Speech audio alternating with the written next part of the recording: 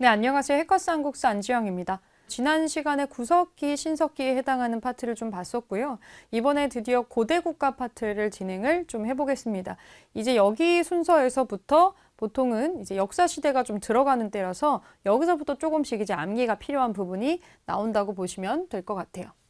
그래서 지금 두 번째 강의로 고조선, 최초의 국가인 고조선하고 여러 나라들이 있어요. 사실 우리가 배우는 이런 국가들 말고도 자잘자잘한 국가와 단체 같은 그런 조그마한 모임들이 많이 있다가 없어졌었는데 지금 우리가 자료가 그렇게 많지가 않고 남아있는 거를 가지고 볼 수 있는 것들을 정리해서 보여줄 겁니다. 복잡하게 생각이 되긴 하겠지만 진짜 남아있는 역사 자료 자체가 별로 그렇게 많지가 않고 중국의 자료하고 우리의 자료 이런 여러 가지 얼마 안 되는 자료를 모아서 나오는 것만 보통은 나옵니다. 그래서 그 큰 틀 안에서 좀 보실 건데 고조선이라고 하면 이것도 안 낼 수가 없겠죠. 우리 최초의 국가라고 하는 거니까. 근데 이거가 어떤 특징을 가지고 우리나라에서 최초의 국가로 출발을 했는지 국가라고 한다면 국가 시스템이라는 게 있을 텐데 어떤 기반 안에서 어떻게 운영이 됐고 또 어떻게 멸망을 했는가 이런 거에 대한 문제를 좀 구별을 해주면 좋을 것 같아요. 그래서 여기에 보니까 자 고조선 옆에 보면 얼마나 어떤 주제가 제일 자주 나왔나가 이렇게 1, 2, 3등을 지금 취합을 해놨는데 제일 많이 나온 문제가 이제 범금팔조라고 하는 법에 대한 얘기예요. 그러니까 우리가 가지고 있었던 최초의 어찌 보면 명문화된 법이라고 보시면 되는데 이것도 8개라고 하는 게 전부 다 남아있는 거는 아니고 우리한테 3개 정도밖에 남아있지가 않아요. 하지만 모두가 지키는 무언가 룰이 있었다라는 거고 굉장히 중요한 특징이기 때문에 요거가 가장 자주 출제가 되는 경향을 보입니다. 그리고 이제 우리가 굉장히 잘 알고 있는 단군 왕검이라는 인물에 대해서도 나오고 그리고 위만 여러 가지 논란이 있지만 그 위만이라고 하는 사람이 이끌었었던 시대에 대해서도 나옵니다. 자, 그러면 고조선이 어떻게 세워지고 발전했는지 먼저 보겠습니다.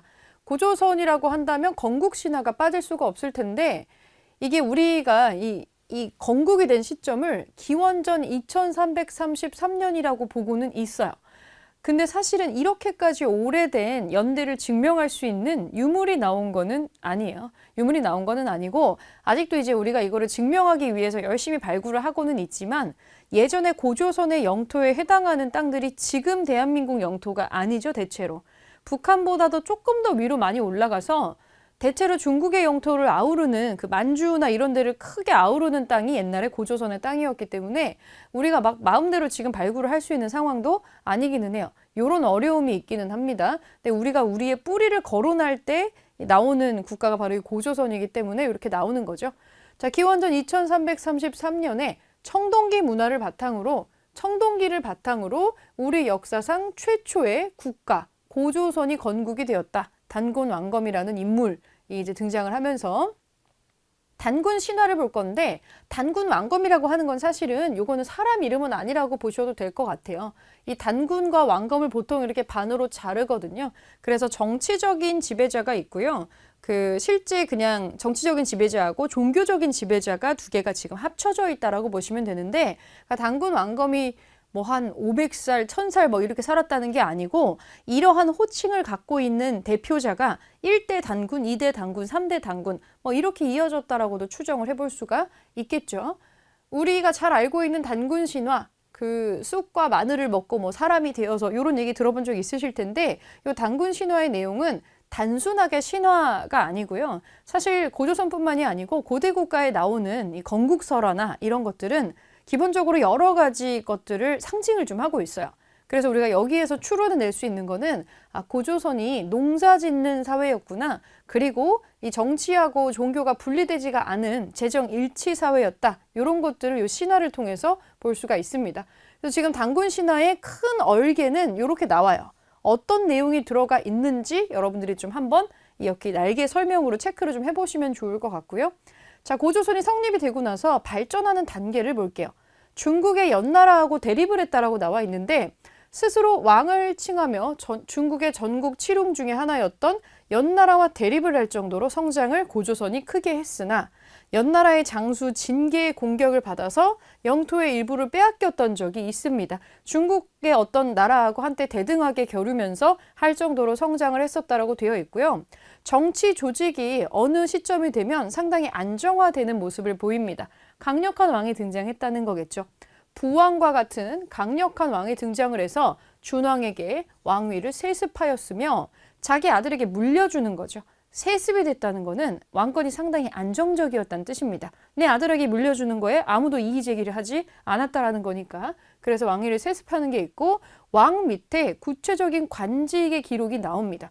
상, 경, 대부, 장군 등의 관직이 아래에 있었다. 뭔가 체계화가 되어 있었다. 이렇게 봐주시고 이제 위만조선을 한번 보겠습니다.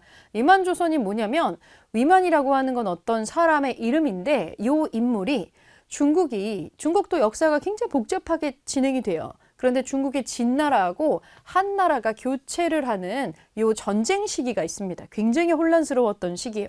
이 진한 교체기에 이 정신없는 전투를 피해서 전쟁을 피해서 위만이라는 인물이 자기의 식솔과 자기를 따르는 사람들을 대거 이끌고 우리 땅으로 넘어왔던 겁니다. 그러니까 일종의 유이민들이죠. 그리고 이 고조선의 준왕에게 투항을 한 거죠. 망명 비슷한 거였다고 보입니다. 이때 이 위만이 데리고 온 사람들이 1000명 정도 됐다 그래요. 굉장히 숫자가 많죠. 그러니까 몰래 숨어 사는 건 애초에 불가능했을 것 같아요. 정식으로 준왕에게 투항을 하고 우리가 먹고 살 수 있게 변방에 땅을 주신다면 여기서 은혜를 잊지 않고 열심히 변방을 지키는 당신의 어떤 그런 보디가드 같은 사람이 되겠습니다. 하고서 이제 온 거죠.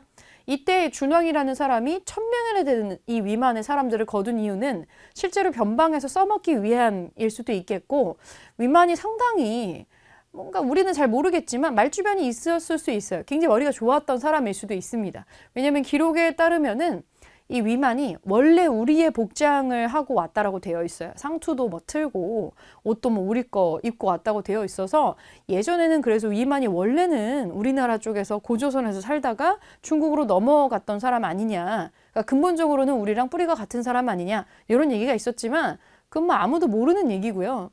다만 이런 건 있겠죠. 지금 막 식소를 막 이만큼 이끌고 우리한테 투항을 해서 우리가 땅을 내주지 않으면 지금 큰일 나는 상황이니까 최대한 준왕의 비위를 맞추면서 어떻게든 받아들여지도록 뭔가 액션을 했었어야 됐겠죠. 그래서 우리 문화, 그러니까 눈에 들기 위해서 눈치껏 이제 그런 걸 한 것 같아요. 그러니까 지금으로 치면은 뭐 다른 나라 외국인이 우리나라에서 연예인을 하려고 넘어왔다. 근데 막 한국 방송에서 한복 입고 막 김치 먹고 이렇게 하면 아무래도 사람들이 조금 더 이제 그 사람을 유하게 봐주는 건 있겠죠. 저 사람은 외국인이지만 한국의 문화를 정말 사랑하고 좋아하나 봐. 이렇게 생각할 수 있겠죠. 위만의 경우도 그럴 수 있지 않을까 생각을 해볼 수 있어요. 이 사람이 고조선 사람이었느냐, 중국 사람이었느냐, 뭐 그런 건 우리가 알 수 없지만 일단은 우리의 복식이나 이런 걸 미리 알아보고 눈에 들기 위해서 상당히 여러 가지 공을 들이고 들어왔다는 걸 알 수가 있어요. 그리고 위만이 철기 무기를 제조할 수 있는 기술을 가지고 들어왔을 것으로 추정이 됩니다. 그래서 준왕 생각에는 이들을 받아들여주고 나중에 그 철제 무기라든지 이런 거를 제작하는 방식 같은 것들을 우리 쪽에다 전파를 해라. 이렇게 해가지고 들어왔을 가능성이 있어요. 뭐 뭔가가 기브앤테이크가 있으니까 그렇게 많은 사람들을 받아줬겠죠. 그래서 위만이 뭔지는 모르겠지만 상당히 준왕의 마음에 들었던 것 같고요. 그래서 쑥 들어옵니다. 근데 변방에 있으니까 이 사람이 뭘 하는지를 준왕이 이렇게 막 감시를 할 수가 없잖아요. 위만은 멀리 떨어진 변방에서 준왕의 눈을 피해서 세력을 계속해서 키운 다음에 나중에는 그 어마어마한 군대를 끌고 와서 준왕을 몰아내고 왕 자리를 뺏어갑니다. 이때부터 우리가 위만 조선이라고 합니다.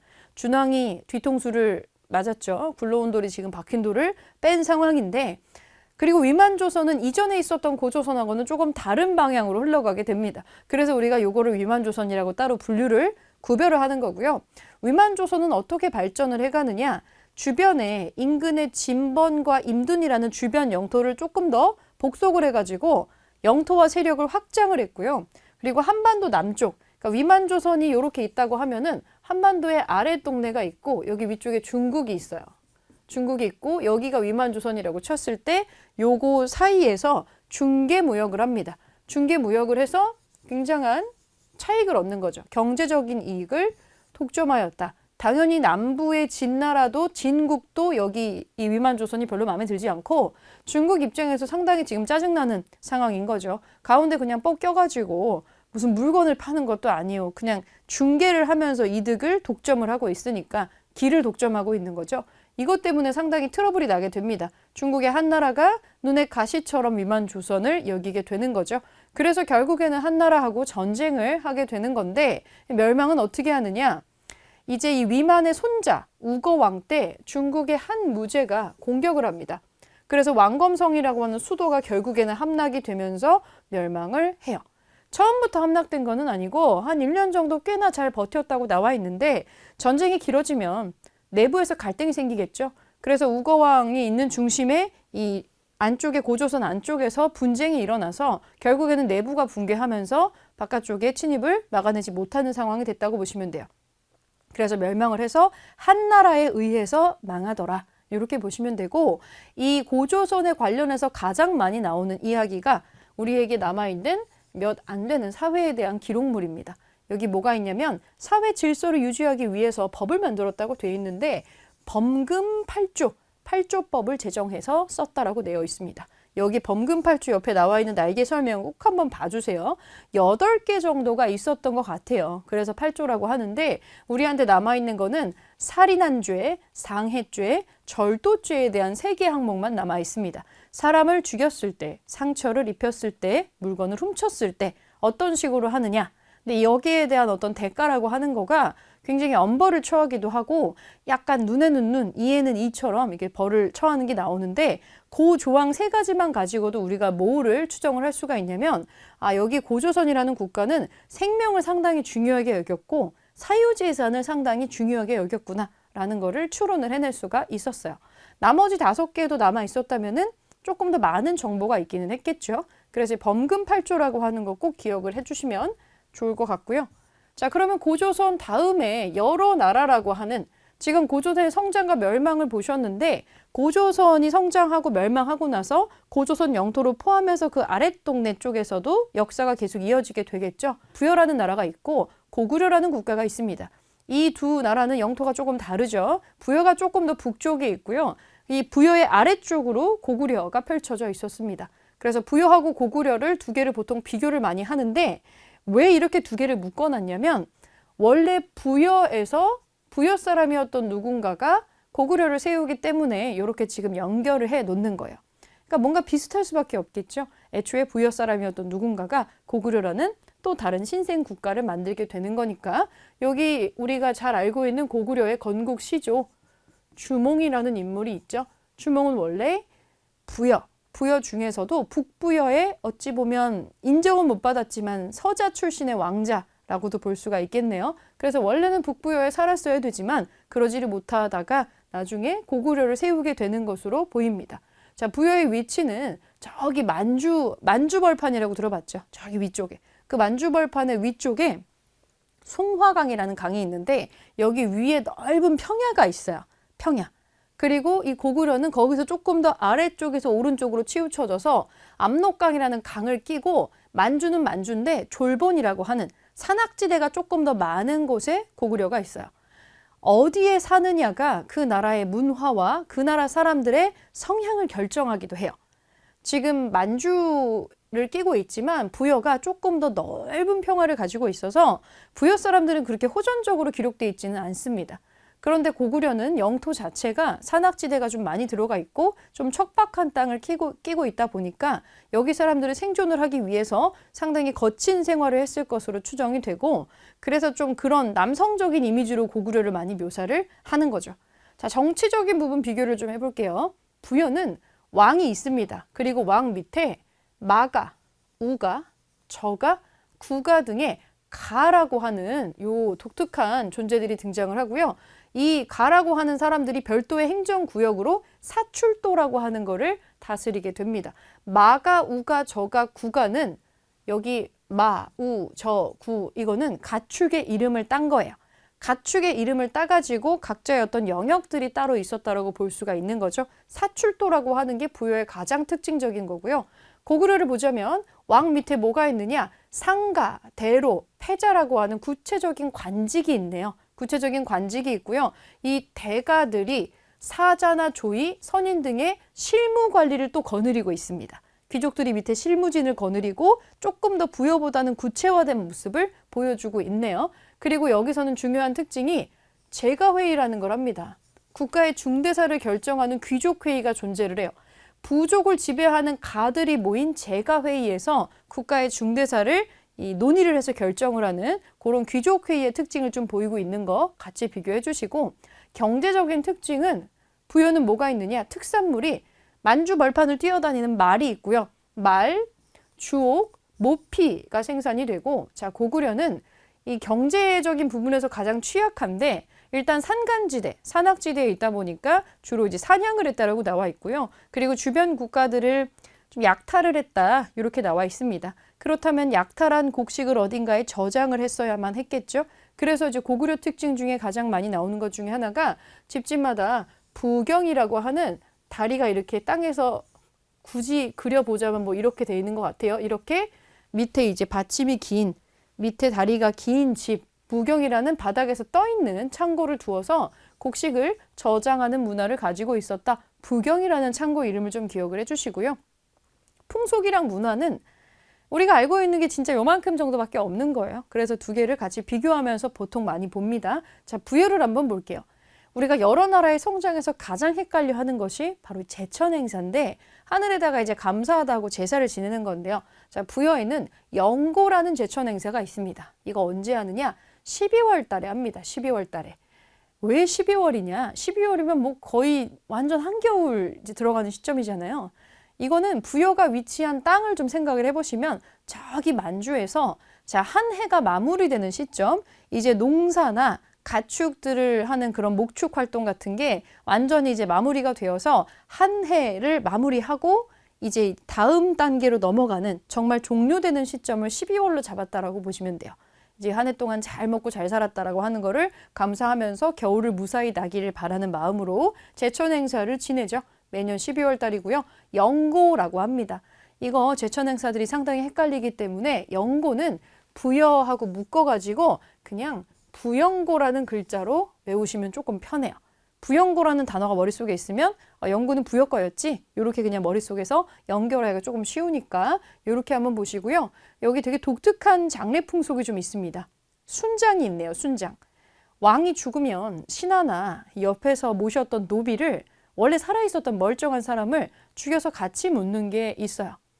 이 순장은 보통 이제 고대 국가가 좀 체계화가 되면은 잘 안 하는 것 중에 하나입니다. 사실 어떻게 보면 좀 발전이 덜 됐다라고 보여지는 특징 중에 하나인 건데, 살아있는 생명을 여기다 같이 묻는다는 게 좀 도덕적으로도 그렇지만 굉장히 낭비라고도 볼 수 있죠. 노동력을 여기다가 바치는 거니까 이제 그런 행동이 좀 나오는데 순장 풍속이 좀 있고요.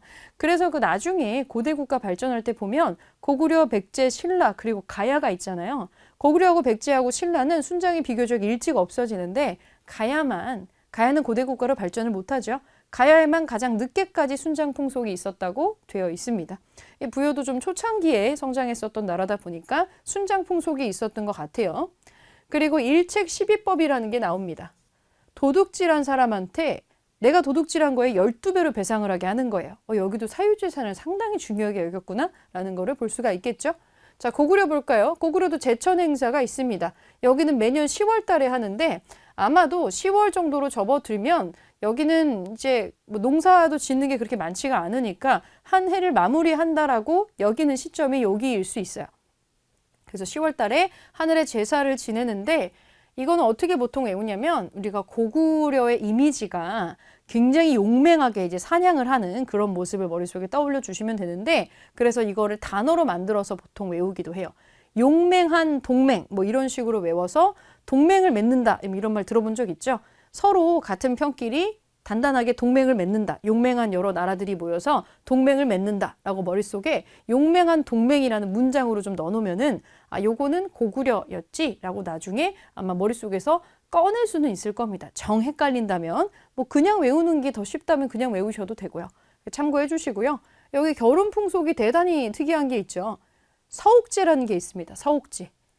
결혼한 다음에 신랑이 신부집에 들어가서 신부집의 뒤에다가 조그만한 집을 지어가지고, 이게 서옥이에요. 요거를 짓고 여기서 처가살이를 조금 하다가 나중에 자식이 태어나면 그 자식이 어느 정도 성장을 하면은 다 같이 그때서야 신랑 집으로 가는 게 있어요. 이것도 아마 고구려라고 하는 국가의 위치적인 어떤 그런 특징 때문에 이런 게 생긴 것 같은데, 요게 뭐냐면 이거는 이제 노동력이죠. 노동력. 결혼을 한다는 것 자체가 장가를 가던 시집을 가건, 그래서 서옥제를 하는 이유는 결혼을 해서 신랑이 신부집으로 먼저 들어가서 노동력을 제공을 하는 거예요. 애가 태어나면 그 애도 나중에 잠정적인 노동력이 되겠죠.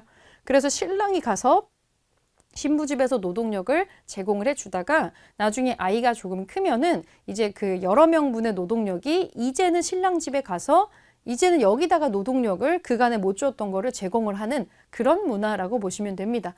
이 신랑이 신부집에 들어가서 처가살이를 하는 거기 때문에 이거 옛날에는 대릴사위제라고도 불렀던 게 있어요. 그래서 신랑이 신부집에 들어가 사는 풍속이다. 이렇게 생각을 좀 해주시고요.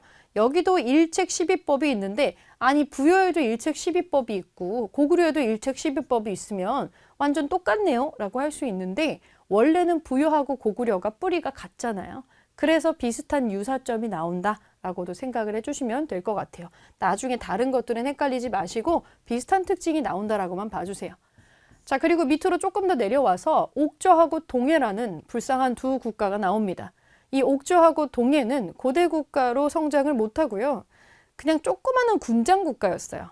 근데 자기들끼리는 잘 살았지만 크기가 워낙에 작았고 바로 위쪽에 또 고구려를 좀 맞닿고 있다 보니까 상당히 괴로움을 많이 당했던 소국들이죠. 자, 옥저와 동해의 위치는 어디인가? 함경도하고 강원도 북부, 그러니까 한반도 지도를 이렇게 펼쳐놓으면 저기 윗부분에 해당하는 그 지역이에요. 그리고 저기 위에다 너무 구석에 좀 있다 보니까 새로운 문화, 발전된 문화를 수용하는 속도가 굉장히 느리다라는 단점을 좀 가지고 있었어요. 정치적으로는 군장이 있기는 있는데 읍군이나 삼노라고 하는 진짜 그냥 대표자 정도가 있어요. 그러니까 부족 단계라고 보시면 될 것 같아요. 국가라기보다는 조금 작은 단위의 부족을 통치하는 군장이 존재하는 그런 형태였고, 고구려의 압박을 상당히 많이 받아서 연맹 왕국으로도 성장하지 못했어요. 그냥 군장국가 단계에서 멸망했다라고 보여집니다. 네, 옥저의 경제적인 특징을 보면은 유명했던 게 이제 삼배나 생선, 소금, 해산물, 옥저가 좀 바닷가를 끼고 있는 곳이에요. 그래서 이런 거를 고구려의 곡물로 납부한 기록을 볼 수가 있고요. 동해는 뭘 했냐면 요거 세 개가 짝꿍으로 맨날 따라다니니까 세 개 한꺼번에 기억해주면 좋을 것 같아요. 단궁, 과하마, 반어피의 특산물이 유명했다. 단궁은 작은 활이에요. 짧은 활이고요. 과하마, 과실나무 밑에를 지나갈 수 있을 정도로 작은 말입니다. 조랑말이에요. 요 말이 특산품이고, 그리고 반어피, 바다표범의 가죽입니다. 상당히 독특한 특징이죠. 요것이 동해의 특산물입니다. 요거 세 개 같이 따라다니기 때문에 묶어서 기억해 주시면 좋겠고요. 자, 옥저의 풍속을 먼저 또 보겠습니다. 여기는 고구려하고 정반대되는 결혼 풍속이 있네요. 민며느리제라는 게 있습니다. 민며느리제. 요게 뭐냐? 여자가 어렸을 때, 그러니까 여자 아이를 한 10살에서 12살 사이의 여자 아이를 데려다가 남자 집에 가서 살다가 이 아이가 성인이 되면 다시 이제 남자가 여자 집에다가 예물을 치른 다음에 데리고 혼인을 하는 거예요. 그러니까 예물을 치른다라는 게 중요한데, 여자가 어렸을 때 남자 집에 데리고 오는 거는 그 여자 집에서는 애가 먹을 입이 하나 줄어들죠. 그래서 그쪽에서 애를 키워주는 거예요. 키워주고 나중에 결혼을 하게 되면은 여자는 노동력으로 남자 집에서 기능을 하게 되겠죠. 그러면 성인이 된 여자의 노동력을 여자의 집에서는 쓸 수가 없으니까 예물을 주는 거예요. 그거를 메꿀 수 있는 예물을 주고서 오는 거죠. 예전에는 사람의 노동력이 굉장히 중요한 거였기 때문에 결혼 풍속이 이런 식으로 발전을 하게 됩니다. 그래서 고구려랑 반대되는 여자아이를 데려다가 키워서 결혼을 하는 그런 독특한 민며느리제라는 혼인 풍속이 있다는 게 보이고요. 장례 풍속, 무덤 풍속이 좀 특이한 게 하나 들어가 있습니다. 가족이 공동 무덤을 써요. 이걸 골장제라고도 하는데, 가족이 죽으면 그 뼈만 추려질 때까지 감해장을 잠깐 했다가 나중에 시신이 다 썩고 나서 뼈만 나오게 되면 그 뼈를 싹 모아가지고 온 가족이 공동으로 들어가 있는 공동 무덤이 있어요. 목각이 있는데 거기다 뼈만 다 같이 넣는 거예요. 그래서 나중에 감해장해서 뼈만 남으면 그거 가져다가 공동 무덤을 쓰는 상당히 특이한 그런 풍속을 가지고 있었던 게 옥저고요. 자, 동해를 보면 여기는 제천 행사 기록이 나옵니다. 무천이라고 하는 10월 달에 하늘에 지내는 이 제천 행사를 가지고 있었고요. 책화, 다른 부족의 영역을 허락 없이 침범을 하면은 노비나 소나 말로 변상을 하게 했다. 사유재산을 되게 중요하게 여겼고, 노비라고 하는 단어를 보니까 아무래도 신분의 고하도 좀 존재했던 것 같고요. 이런 특징을 또 볼 수가 있습니다. 네, 옥저하고 동해였고요. 아래쪽으로 또 쑥 내려와서 마지막으로 지금의 대한민국이 위치한 삼한 지역이 있죠. 여기 한번 보겠습니다. 삼한 지역은 한반도 남부예요. 지금 우리나라에 있는 그 남쪽이에요. 남쪽인데 이거 세 덩어리로 나눠가지고 볼 수가 있어요. 마한, 진한, 변한이라고 할 수가 있는데 전라도, 경기도, 전라도, 충청도 일대에 마한이 크게 펼쳐져 있고요. 그리고 진한은 지금 이제 그 경주 있는 그쪽 있죠. 그쪽에 이제 진한이 들어가 있었고 마한과 진한 사이에 낙동강을 기점으로 이렇게 피자 조각처럼 이렇게 껴있는 땅이 변한이 되겠습니다. 마한 땅이 나중에 이제 백제국이 크게 성장하는 땅이고 이 진한 쪽이 이제 신라가 크게 성장하는 땅이고 가운데 껴있는 변한이 가야가 성장하는 땅이라고 보시면 되겠습니다. 그래서 삼한이 이렇게 있고요. 여기에 대표가 되는 거는 목지국이라는 국가가 있더라. 이 목지국에 대한 설명이 있는데 이거는 특히 삼한 중에서도 마한에 들어가 있었던 여러 작은 나라 중에 하나예요. 사실 마한, 진한, 변한이라고 설명은 해놨지만 이게 각각 한 개 국가 명칭이 아니고 좀 작은 국가들이 구역별로 나뉘어 있다라고 생각하시면 돼요. 그래서 마한이라고 하는 소국들이 모여있는 지역이 섹션 A가 있는 거예요. 그러니까 이거를 굳이 예를 들어보면 마한이라는 주머니가 있다고 생각해 주세요. 마한 주머니, 그리고 진한 주머니, 변한 주머니가 있고 각각의 그 주머니 안쪽에는 구슬이 들어있는 겁니다. 작은 국가들인 구슬이 들어가 있는 건데 이 구슬들 중에서 제일 큰 구슬이 마한 주머니에서 제일 큰 구슬이 목지국이라는 구슬이다. 이렇게 생각을 하시면 되고요. 마한이 가장 많은 소국이 모여있는 이 국가의 연맹이라고 보시면 됩니다. 여기에 속한 소국들이 몇 개였냐면 50개가 넘었어요. 54개 정도 됐고요. 이걸 나중에 백제가 전부 통합을 한다고 생각하시면 됩니다. 진한 지역은 한 12개 정도 됐다고 보시면 되고 이것이 이제 신라고요. 그리고 변한은 여러 개의 나라로 나뉘어 있었던 거가 끝끝내 통합은 하지 못하고 나중에 최종적으로 6개 정도로 가야의 연맹체를 이루게 되죠. 이렇게 보시고 자, 정치적인 특징, 삼한의 정치적인 특징은 지배자가 있어요. 신지나 읍차라고 불리는 리더들이 존재하고요. 근데 얘네들은 재정이 일치되지 않아요. 제사 지내는 천군 따로 있습니다. 정치적인 지도자가 따로 있고요. 제사, 종교 지도자가 따로 떨어져 나와 있는 형태를 가지고 있고 제사장인 천군이 일종의 신성지역인 소도라고 하는 것을 관장을 합니다. 이 소도는 왕도 함부로 들어갈 수가 없고 도둑이나 살인범이 여기에 도망을 쳐도 함부로 가서 잡아올 수가 없는 불가침의 영역이었다고 보시면 돼요. 소도하고 천군이라는 독특한 문화가 있고요. 경제적으로 지금 삼한이 펼쳐져 있는 대한민국 이 땅 아래쪽이 가장 곡창지대가 많은 데잖아요. 그러다 보니까 벼농사가 크게 발달을 했고요. 특히 이제 가운데 껴있는 변한 같은 경우에는 지금도 이 변탄 지역이 있었던 영토 중에 일부분에 우리도 제철소가 아직도 들어가 있죠. 여기서 질 좋은 철이 많이 생산이 돼가지고 낭랑이라는 나라하고 일본에 철이 수출이 되기도 했고요. 쇳덩어리를, 질 좋은 쇳덩어리를 아예 돈처럼 쓰기도 했어요. 그래서 가야의 높은 사람 무덤에는 무슨 기차 레일 마냥 쇳덩이가 밑에 쫙 깔려있는 경우도 있습니다. 상당히 높은 사람 무덤이라는 뜻이에요. 그런 것들이 발견이 되면. 그리고 풍속을 보면 여기는 날씨가 되게 따뜻하고 농사가 굉장히 잘 됐기 때문에 농사가 잘 됐으면 하는 마음으로 제천 행사 한번 하고요. 나중에 추수를 하고 나면 잘 돼서 감사합니다라는 걸 한 번 더 해요. 그래서 제천 행사를 2번 해요. 씨 뿌리기가 끝난 5월에 한 번 하고요. 추수를 마친 10월에 한 번 더 합니다. 그래서 이 씨 뿌리기 끝나고 나서 이 풍년이 왔으면 하는 마음으로 5월 달에 한번 하고요. 이거를 수확을 하고 나서는 이렇게 수확하게 해주셔서 감사합니다 라고 하는 감사 계절제 같은 걸 한번 더 지내게 됩니다. 요게 이제 오늘날의 추석인 거겠죠. 초창기의 추석이 여기서부터 시작이 됐다라고 보시면 될 것 같습니다. 자, 요렇게 지금 여기 나왔는데 내용이 그렇게 적지가 않죠. 간단한 퀴즈 있으니까 빠르게 요거 같이 풀어 볼게요. 자, OX로 한번 체크해 보겠습니다.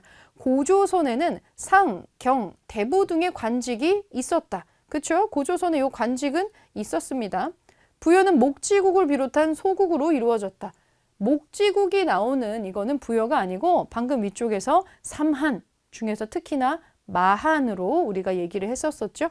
요건 아니고 변한에서는 철이 많이 생산되었다. 그렇죠? 이쪽이 나중에 가야가 위치하는 쪽이니까 요거 맞는 얘기고 고구려에서는 결혼 풍속으로 서옥제가 있었죠. 그 신랑이 서옥이라는 작은 집을 처가에다가 지어놓고 사는 거. 동해는 매년 10월에 무천이라는 제천 행사를 열었습니다. 동맹은 고구려의 제천 행사죠. 용맹한 동맹. 자, 3번 옥저나 사만이 나와 있는데 신지, 읍차라고 불리는 지배자가 있었다. 네, 요거는 삼한에 해당하는 특징이었습니다. 이거는 개념 확인 퀴즈고요. 이런 걸 그냥 물어보는 문제는 나오지 않아요. 여러분들이 봤었던 문제를 여러 개를 섞어놓고서는 이거를 구별하는 문제가 주로 나오기 때문에 내용이 다소 많지만은 어떤 나라의 특징이 이 각각 이렇게 나뉘어 있는지를 좀 기출문제를 중심으로 나오는 패턴을 익혀주시면 될 것 같아요. 그러면 지금 여기서 봤었던 이론을 바탕으로 실제 시험 문제에는, 기출문제에는 어떻게 이 문제들이 등장을 하고 있는지를 직접 실제 문제를 풀어보면서 확인을 해보겠습니다.